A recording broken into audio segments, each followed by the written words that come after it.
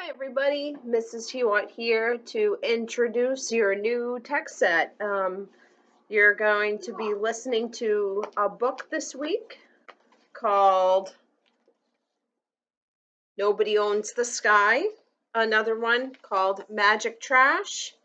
You'll hear a story called The Tree Lady and Odd Boy Out. And what do you think all these books have in common? You're right, they're all about one person and their life, and they've all been written by another person. We call these books a biography. And a biography is a story of all or part of a real person's life written by another person. That's what makes it a biography and not an autobiography, which would be a book that was written by the person about themselves. But we're focusing on biography today and this week or next week too. So, all these books are about somebody famous. This one's about Albert Einstein. This is about the tree lady. I'm not exactly sure who she is. This one is about Magic Trash, the story of Tyree Guyton and his art. And this story is going to be about Amelia Earhart. And although these stories don't have photographs of the actual person, well, there's one right there, but it looks more like an illustration photo than it does a photograph, would you think of as like somebody taking a picture? But these books, although they're biographies, are written in the form of a narrative, which is a story. And when we read one of our text sets about nonfiction, A Friend for Lakota, that was a narrative nonfiction. That was a book about wolves, but written in the form of a story. So, similar to those books, these are going to be biographies, but they're narrative sort of biographies. So let's look at our chart about the things we can say as learners and readers after we read all these books. And while we're reading, these are things that biographies will always have and often have. So some things they always have, and they are always, it's written by an author. That's what makes it a biography. So always the author will tell the story of a person's life or part of it.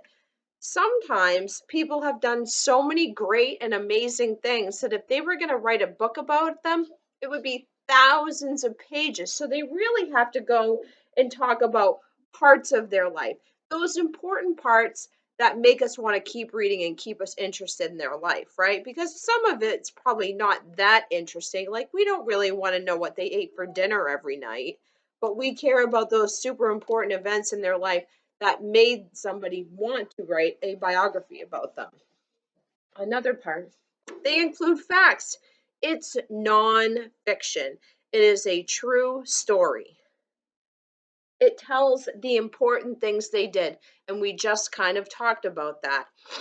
So we know Amelia Earhart, she was a woman pilot. He's going to be an artist who's going to do something in his community that's going to make a great difference. And we have Albert Einstein, whom we all know invented many great things. And I think while we're talking about this, it has to be a real person, not a made up person, right? We can't write a biography about Mickey Mouse because Mickey Mouse isn't real, but we could write a biography about Walt Disney, the creator of Mickey Mouse, because he was a real person. So let's look at something often authors will, not always, but often they include in a biography. They'll tell the events in order that they happen. And for those of you who might know this word, it's chronological. And that means to put the events in order. And very often, a author will use a timeline. And that's a nonfiction text feature that we've also learned about, a timeline. They'll tell quotes from that person. When you read a book about Neil Armstrong, one of the first astronauts, you'll always hear one giant step or one small giant step for mankind. I'm not quite sure the quote, but that's always in there. And it will also include photos or pictures. It doesn't have to be just photos when it's a narrative type of biography. It's told through a story. It's still true and about somebody. But if we look through this, this is definitely not a photograph. This is an illustration. But illustrations can also depict reality or show what life was really like. And we know that because we didn't live back then, and they may not have even had cameras. It will also tell you the big message. So a lot of the times these stories they inspire you. They're about inspiration. Someone did something great. And a lot of the times there's a larger message or a bigger theme, which is something we've learned about throughout all of these books, these biographies. So stay tuned. Next text sets biographies. We also will call this our genre study. We've done quite a few this year, looking at specific books that we can group together that are alike, that we can talk about what we always notice and what we often notice. And then after we're reading, we can compare and contrast all the things we always and often notice about these sets of books together. So stay tuned. Hope you enjoy the books. Bye bye.